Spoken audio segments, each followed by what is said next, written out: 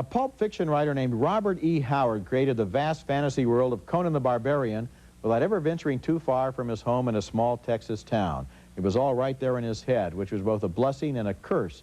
And a touching new love story named The Whole Wide World tells his story. The movie stars Renée Zellweger, who was so good in Jerry Maguire, as Noveline Price, a small-town girl who dreams of being a writer and wants to meet Robert Howard because he's the only real writer in their sleepy corner of Texas.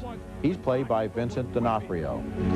A year ago, I saw you in Akpatana with that swine. I don't forget faces, all women's figures. The movie is set in the 1930s, where Howard bangs away at his typewriter for half a penny a word and then boasts of his energy and creativity to the novice writer, who has quickly become his girlfriend. Well, your stories sell, so people must want to read about muscle men who wrestle monsters and girls in skimpy dresses who don't do a darn thing but sit around and watch. Oh. You stick with me, girl. I'll teach you about writing. And man.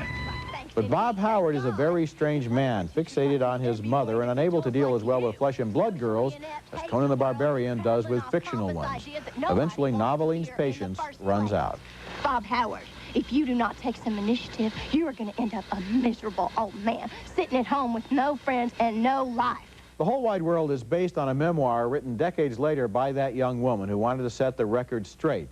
There was a big resurgence of interest in Robert E. Howard in the 1970s after Arnold Schwarzenegger made the two Conan the Barbarian movies, but Howard was generally described as loony and a loner.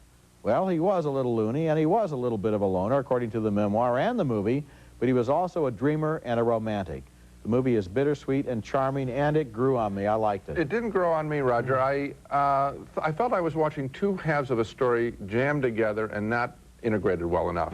The sweet romance, which is lovely, and the teaching of writing techniques is a wonderful thing. It's the kind of thing I always want to see in pictures. Let them do something, not just love each other and that be the whole thing.